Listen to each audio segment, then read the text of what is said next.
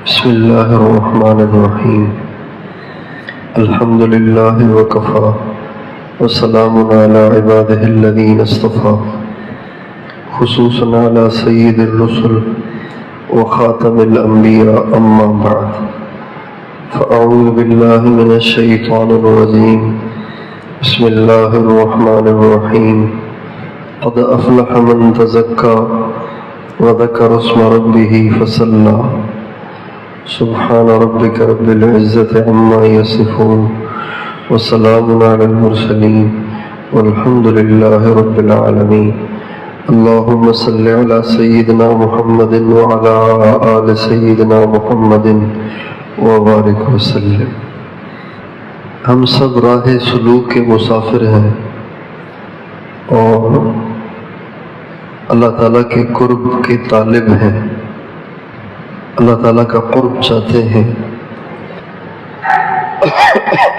لیکن عام طور سے کسی راستے پر چلنے کے قوانین اور ضوابط کو نہ جاننے کی وجہ سے عام طور پر اس راستے کے مسافر راستے میں رہ جاتے ہیں.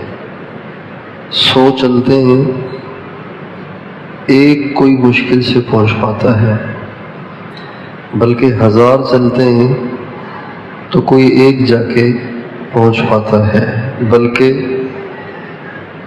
10,000 چلتے ہیں تو کہیں جا کے کوئی ایک پہنچتا ہے. اور وجہ اس کی صرف اس راستے کے اصول اور ضوابط اور اس راستے کی جو شرائط اور قوانین ہیں اس کی پابندی نہ کرنا اور اس کو نہ جاننا، اس کو نہ سمجھنا ہوتا ہے. تو اس لیے یہ بات ضروری ہے کہ اس بات کو ہم سمجھیں کہ صرف بیعت ہو جانا اللہ تعالیٰ کے قرب کو پانے کے لیے کافی نہیں ہے. صرف کسی سلسلے میں داخل ہو جانا یہ اللہ تعالیٰ کا قرب پانے اور اللہ تعالیٰ کا عاشق بننے اور زندگی میں کامل تقوی کے آ جانے کے لیے کافی نہیں ہے. جو مشائخ نہیں ہیں اور وہ مشائخ بن گئے ہیں اور وہ حب جاہ کے مریض ہیں، تو وہ اپنے تعلق والوں کو ایسے ڈھکوسلے دے دیتے ہیں کہ بس اب سارا میں نے خود کرنا ہے. ورنہ حقیقت یہ ہے کہ سالک کہتے ہی اسے ہیں جو چلتا رہے. جو بیٹھ جائے وہ سالک تھوڑی، وہ تو قائد ہے. سالک اسے کہتے جو جہد مسلسل کرے، جہد پہم کرے، مسلسل کوشش میں لگا رہے، چلتا رہے یہاں تک کہ منزل کو پائے، اس کو کہتے ہیں سالک. اللہ تعالیٰ کے قرب کو پانے کے لیے اگرچہ پہلا قدم بیعت ہے، لیکن اس بیعت کے کر لینے کے بعد پھر آگے بھی کچھ کام کرنے ہوتے ہیں. حضرت شیخ الحدیث قطب الاقطاب مولانا محمد زکریا صاحب رحمۃ اللہ علیہ کے ہاں جب بیعت کا سلسلہ ہوتا تھا اور حضرت بیعت کے کلمات کہلواتے تھے تو یہ کلمات کہلوا کے اگلا جملہ ہمیشہ حضرت کا یہ ہوتا تھا کہ بھائی دوستو، بیعت کچھ کرنے کے لیے ہوتی ہے. بیعت کوئی سرٹیفکیٹ نہیں ہے بخشش کا، جنت میں داخلے کا، ولایت کا سرٹیفکیٹ نہیں ہے، بلکہ یہ ایک ایگریمنٹ ہے، یہ ایک معاہدہ ہے کہ اب ہم نے یوں کرنا ہے. یہ تھوڑی ہے کہ بس جو کہہ دیا بس یہی کچھ کرنا تھا. جب کسی کی شادی ہوتی ہے تو اس سے الفاظ کہلوائے جاتے ہیں، میں نے فلاں کی بیٹی اتنے مہر کے عوض میں آپ کے نکاح میں دی، آپ نے اس کو اپنے نکاح میں قبول کیا، اس نے کہا قبول کیا. تو یہ قبول کیا کہنے سے اب یہ نہیں ہے کہ بس قبول کیا کہنے سے سب کچھ ہو گیا، نہیں، ابھی تو صرف معاہدہ ہوا ہے، ابھی تو صرف نکاح میں لیا ہے، ذمہ داریاں تو آگے ہیں۔ تو ہمیشہ اس بات کو ذہن میں رکھنا چاہیے کہ راہ سلوک جہد مسلسل کا نام ہے، مسلسل اللہ تعالیٰ کی طلب میں لگے رہنے کا نام ہے۔ سلوک چلتے رہنا، سالک چلتے رہنے والا، مسلک وہ راستہ جس پہ چلا جائے۔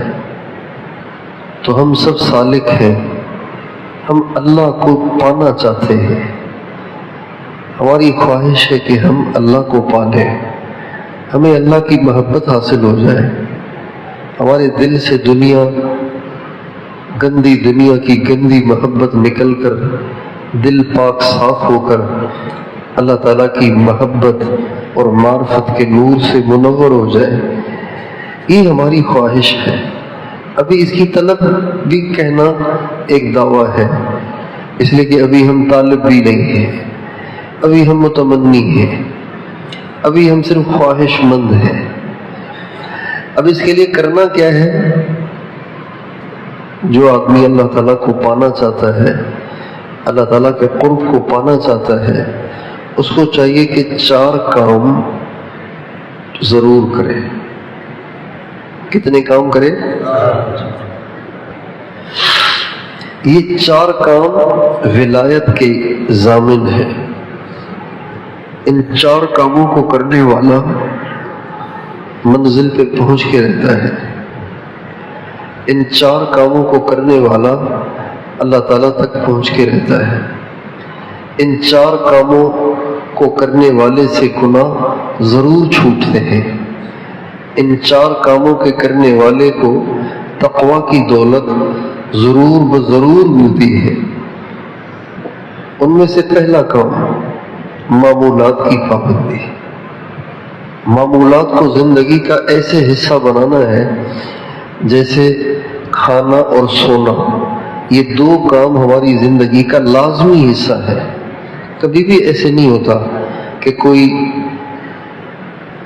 سارا دن گزر گیا کھایا ہی نہیں کچھ، 24 گھنٹے گزر گئے سویا ہی نہیں، ایسے کبھی بھی نہیں ہوتا۔ 3 ٹائم ہمارا کھانا لازمی ہوتا ہے، 2 تو ہوتا ہی ہوتا ہے، اور 24 گھنٹے میں 5-7 گھنٹے تو ہر آدمی سوتا ہی سوتا ہے، آگے چل ہی نہیں سکتا۔ 24 گھنٹے گزر جائیں نہ سوئے تو وہ تو گرنا شروع ہو جائے گا۔ تو جیسے کھانا اور سونا ایک لازمی امر بن گیا ہے زندگی کا، تو تیسرا اعمال کو کر لے، معمولات کو کر لے۔ کبھی بھی ایسے نہ ہو کہ زندگی کا کوئی دن مراقبے کے بغیر گزرے، درود پاک کے بغیر گزرے، استغفار کے بغیر گزرے، تلاوت کے بغیر گزرے۔ کبھی بھی ایسے نہیں ہونا چاہیے۔ معمولات چھوٹتے ہیں کسی کام کے آ جانے کی وجہ سے، اور کسی کام کے آ جانے کی وجہ سے معمولات کو چھوڑ دینا، یہ کام کو اہم قرار دینا اور معمولات کو غیر اہم قرار دینا ہے۔ اب آپ سوچئے کہ آپ کتنی بڑی غلطی کر رہے ہیں، کتنی بڑی غلطی کر رہے ہیں کہ اللہ کی محبت کے پانے والے اعمال کو آپ غیر اہم کر رہے ہیں۔ جب آپ اللہ کے نام کو غیر اہم کر رہے ہیں تو آپ کو اللہ کیسے ملیں گے؟ آپ نے مراقبے کا ٹائم مقرر کیا ہے کہ میں نے فجر کے بعد آدھا گھنٹہ بیٹھنا ہے، اب آپ نہیں بیٹھ رہے، کوئی کام پڑ گیا ہے، تو اس کا مطلب ہے کہ وہ زیادہ اہم ہے، یہ غیر اہم ہے۔ ایک ہوتی ہے ایمرجنسی، ہارٹ اٹیک ہو گیا ہے گھر میں، کسی کو اٹھا کے لے کے جانا ہے آپ نے ایمرجنسی وارڈ میں، یہ تو ایک ایمرجنسی ہے۔ لیکن اس ایمرجنسی کی صورت میں بھی جب آدمی عمل کے ٹائم بغیر عمل کیے اٹھے تو اٹھتے وقت اٹھنے سے پہلے اگلا ٹائم مقرر کرے۔ میں مراقبہ کرتا ہوں اس وقت، اب اس وقت چونکہ جانا پڑ رہا ہے تو لہٰذا اب میں نے 11:30 بجے بیٹھنا ہے۔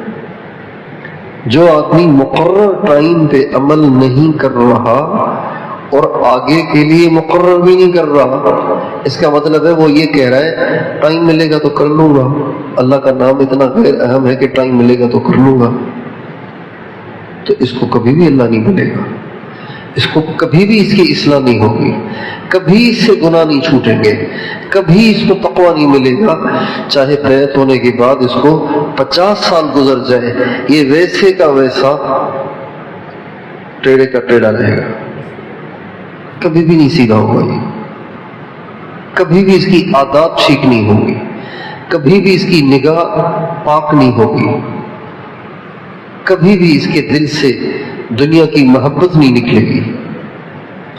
پہلے زمانے میں اصلاح کے لیے، تزکیے کے لیے مشائخ مجاہدے کرواتے تھے۔ کیا مجاہدے کرواتے تھے؟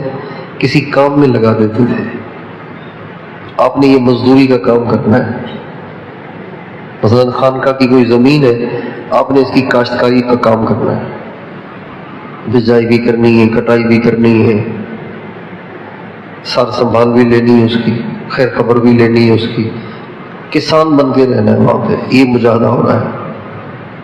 اور بعض دفعہ کہتے تھے کہ آپ نے کھانا نہیں کھانا، ایک کھجور کھانی ہے 24 گھنٹے میں، سونا بھی نہیں ہے، یہ مجاہدے کرواتے تھے، جس سے نفس تل ملاتا تھا اور ٹوٹتا تھا اور اس کے اندر کے امراض پگھلتے تھے، جیسے جمع ہوا گھی پگھلتا ہے نا، اس طرح سے، اور ان کی صفائی ہوتی تھی۔ لیکن جب قوا کمزور ہو گئے، نہ بھوک برداشت کر سکتے ہیں، نہ مجاہدہ برداشت کر سکتے ہیں، نہ ہی ایسی طلب ہے کہ ہمیں ایسے رگڑے دیے جائے، تو مشائخ نے اس کو آسان کر دیا کہ مجاہدہ تو کرنا پڑے گا، لیکن کیا مجاہدہ؟ اعمال کا اہتمام، یہ مجاہدہ ہے، ہر حال میں کرو، یہ بھی مجاہدہ ہے۔ وقت مقرر پہ بیٹھ کے اللہ کو یاد کرنا، یہ پہلی چیز ہے اللہ تعالیٰ تک پہنچنے کے لیے، نفس کے تزکیے اور قلب کے اصلاح کے لیے۔ اس کے بغیر ہم آگے نہیں بڑھ سکتے۔ جو لوگ اس انتظار میں رہتے کہ کوئی توجہ ہوگی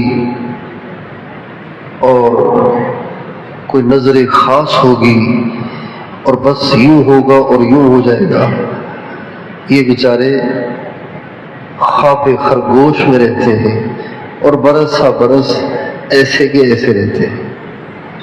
خواب خرگوش سمجھتے ہیں؟ ایک دفعہ ایک کچھوے نے کہا خرگوش سے، کچھوا سمجھتے ہیں؟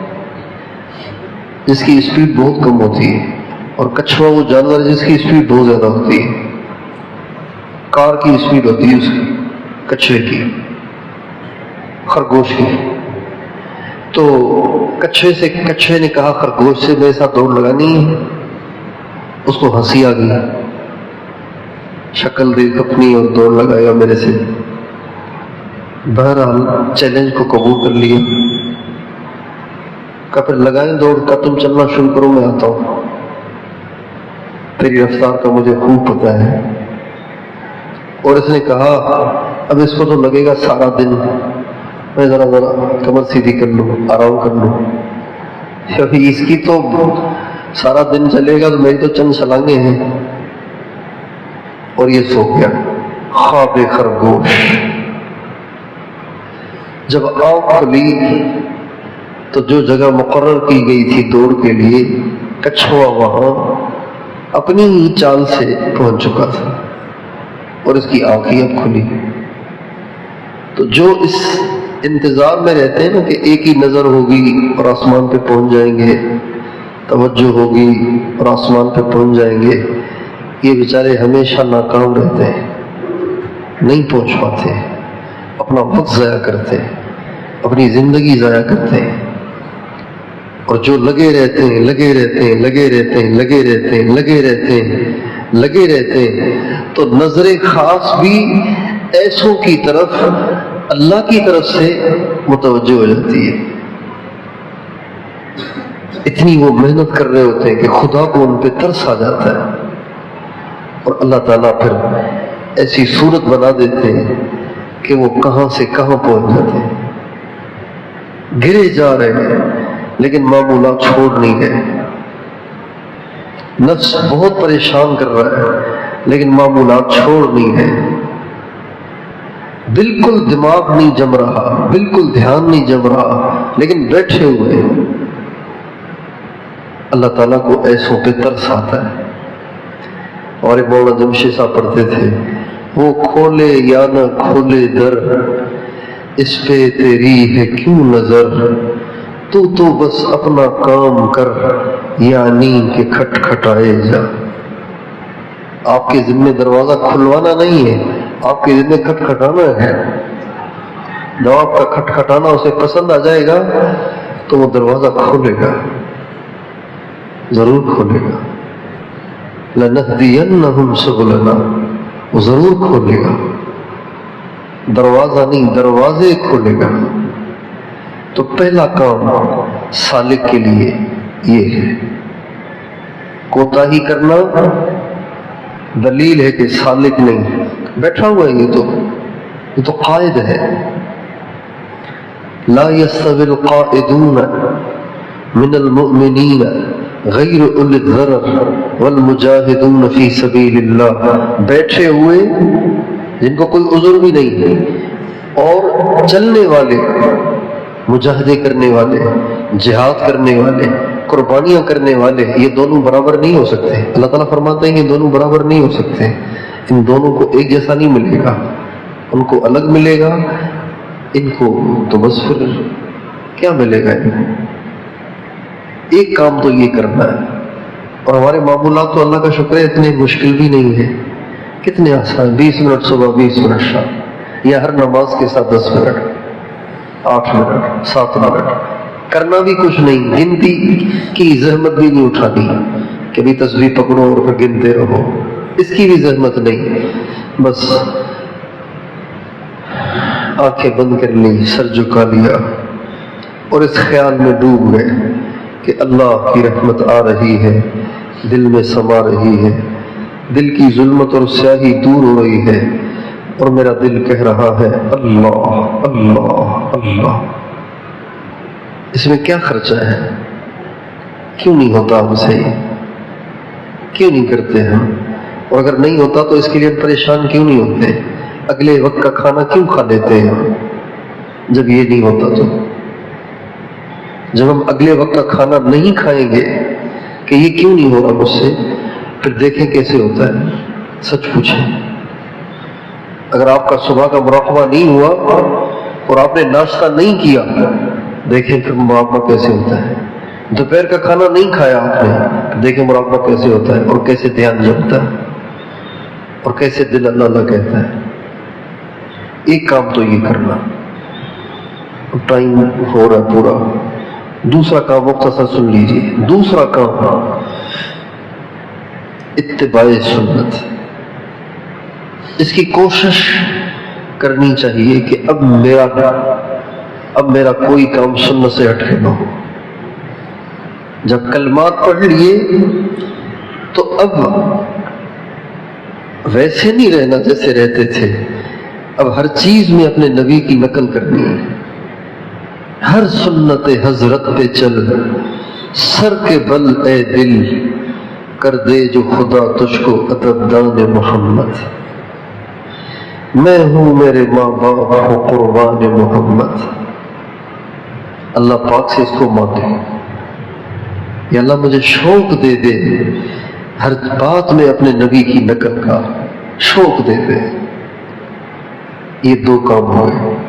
تیسرا کام وقوف قلبی. غفلت سے بچے، بیدار رہے. وقوف قلبی کا مطلب کسی ایک مضمون کا استحضار نہیں ہے. اس کو ذہن میں رکھیں. آپ سارے سن رہے ہیں نا، توجہ ہے نا. وقوف قلبی کسی ایک مضمون کا استحضار نہیں ہے.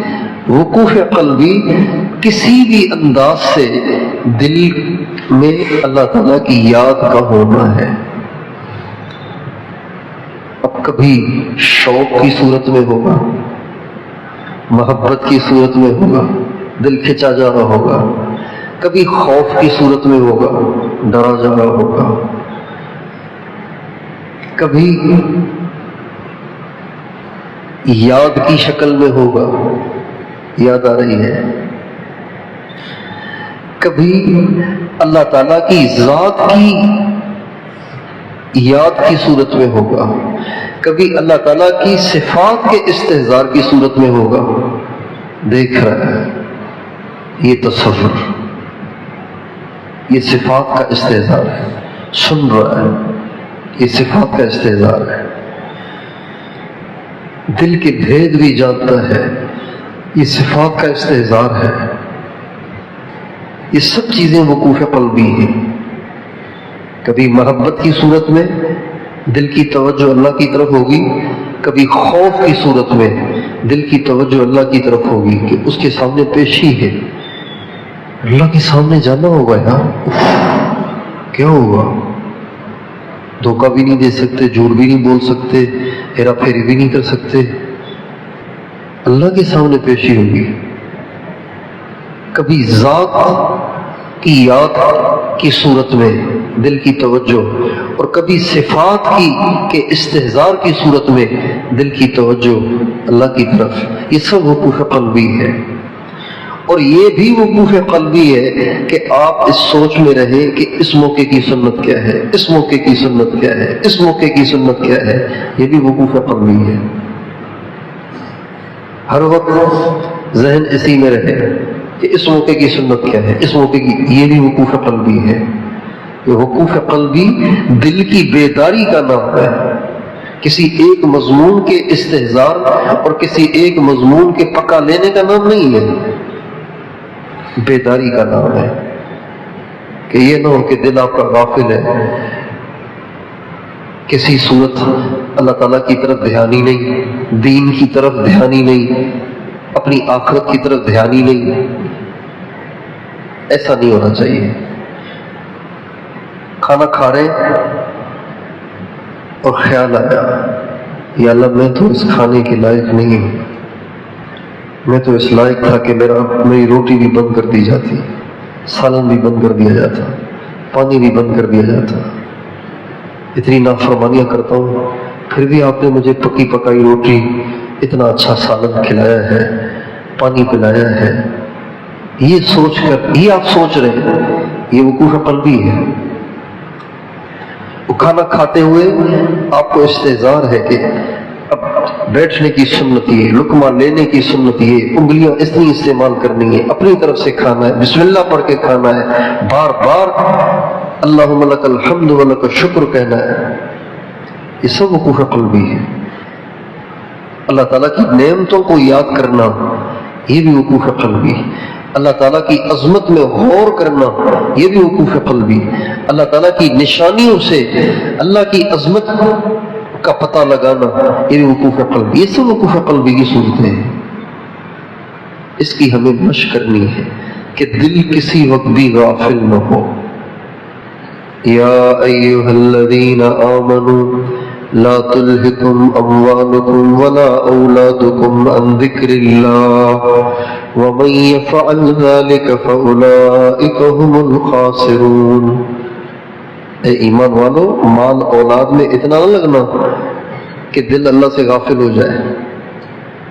ومن یفعلہ نہیں فرمایا، جبکہ قرآن مجید میں ایک جگہ یہ ہے ومن یفعلہ منکم فقد ضل سواء السبیل، ومن یفعلہ منکم.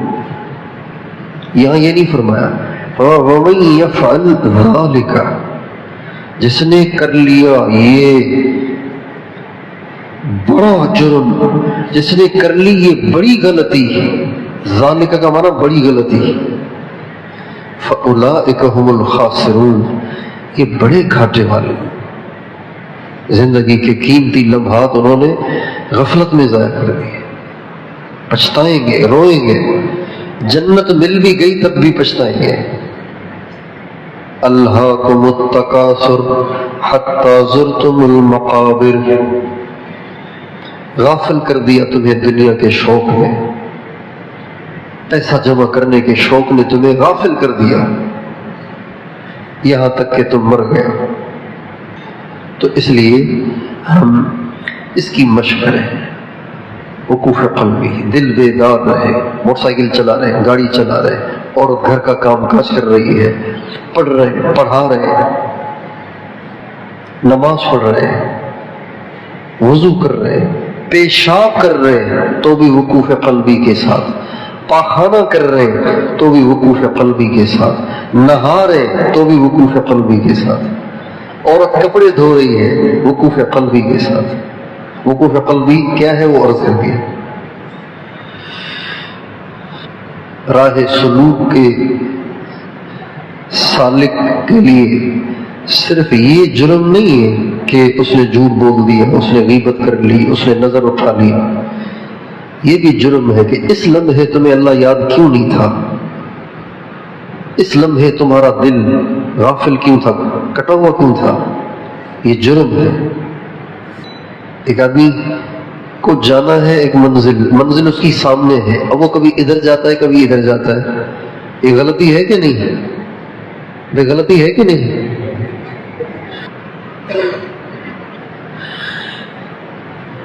اللہ کی طرف جانا ہے، فَفِرُّوا إِلَى اللَّهِ، راہ سالک، راہ سلوک کے سالک کو چلنا نہیں، دوڑنا ہے، چلنا نہیں ہے۔ چلنے پہ ہی اکتفا کرنا بھی طلب کی کمی کی نشانی ہے۔ دوڑو اللہ کی طرف۔ حضرت نانوتوی رحمۃ اللہ علیہ جب مکہ معظمہ سے چلتے تھے مدینے کی طرف اور ذوالحلیفہ پہ پہنچتے تھے تو اپنی سواری کی رفتار ان کو بہت ڈھیلی ڈھیلی سی معلوم ہوتی تھی، اور سواری پہ چڑھ کے جانا ان کو بے ادبی معلوم ہوتا تھا، تو وہ سواری سے کود جاتے تھے اور دوڑنا شروع کرتے تھے مدینے کی طرف۔ بچھڑے ہوئے سے جب ملاقات ہونے والی ہو اور وہ دور سے نظر آئے تو آدمی سکون سے وہی پرانی رفتار سے چل کے جاتا ہے یا رفتار بڑھ جاتی ہے، اس کی بڑھ جاتی ہے، دوڑتا ہے۔ مجھے یاد ہے جب میں پہلی دفعہ 4 مہینے کے لیے نکلا تھا تو میرے 4 مہینے پورے ہوئے تو میرے بابا مجھے لینے آئے تھے، بالکل ایسے لگ رہا جیسے وہ منظر اب بھی آنکھوں کے سامنے ہے۔ ہماری جماعت گجرات سے کام کر کے اجتماع آ رہی تھی اپنے حلقے کی طرف، میں نے دیکھا کہ بابا کو کسی نے بتایا کہ جماعت آ رہی ہے، مجھ پہ نظر نہیں پڑی ان کی، لیکن وہ ایسے دیوانہ وار بھاگے آ رہے تھے مجھے دیکھنے کے لیے، بالکل وہ ان کا وہ قدم اٹھانا ابھی آنکھوں کے سامنے ہے۔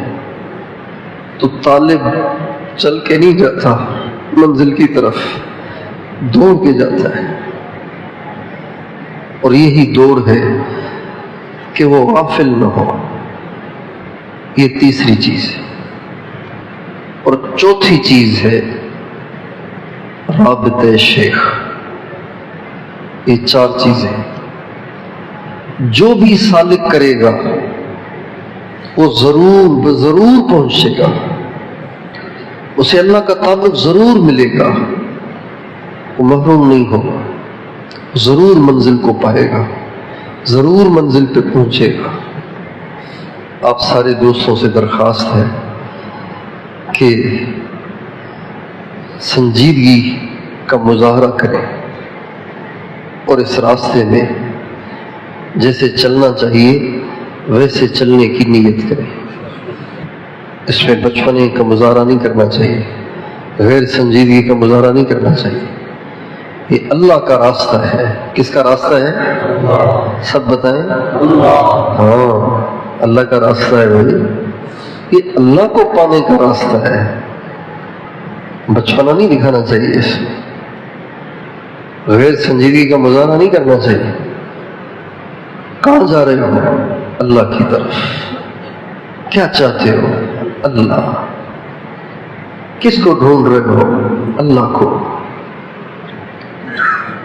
اس لیے آپ یہاں سے جانے سے پہلے اپنے اعمال کا وقت مقرر کر کے جائیں۔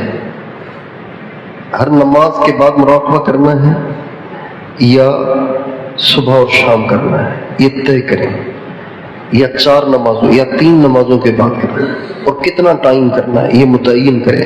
اس کے یہ کر لیں، پھر اس کے بعد جو وقت ملتا رہے کرتے رہیں، اضافی کرتے رہیں، لیکن جو مقرر کریں وہ ہر حال میں کریں، لازمی، اور وقت مقرر پہ کریں۔ اور جس وقت آپ وقت مقرر پہ بیٹھے ہیں، اب آپ کو کوئی ایمرجنسی آ گئی ہے تو اگلا وقت مقرر کریں، اس کے بعد آگے جائیں۔ فجر کے بعد کرتا ہوں لیکن آج ایمرجنسی ہے، جانا پڑ رہا ہے، تو چلو آج میں پھر یہ 11 بجے کروں، 12 بجے کروں گا، 1 بجے کروں گا، ظہر تک کروں، ظہر پڑتے ہی بیٹھ جاؤں گا، چاہے کچھ بھی ہو جائے۔ یہ نہیں کہ بس اب اٹھ گئے تو بس اب پھر دیکھیں گے، پھر جب بھی ہوا تو ہوا، ایسے بالکل نہیں کرنا چاہیے۔ یہ بے ادبی ہے، اللہ کی یاد کی بے ادبی ہے۔ ٹھیک ہے انشاءاللہ؟ اور اتباع سنت، اور ہر وقت دل بیدار ہو، وقوف کہتے ہیں واقفیت کو، دل واقف رہے یعنی بیدار رہے، اور رابطہ۔ اللہ تعالیٰ مجھے بھی توفیق دے، آپ سب کو بھی، اور ہمارے سارے ساتھیوں کو توفیق دے۔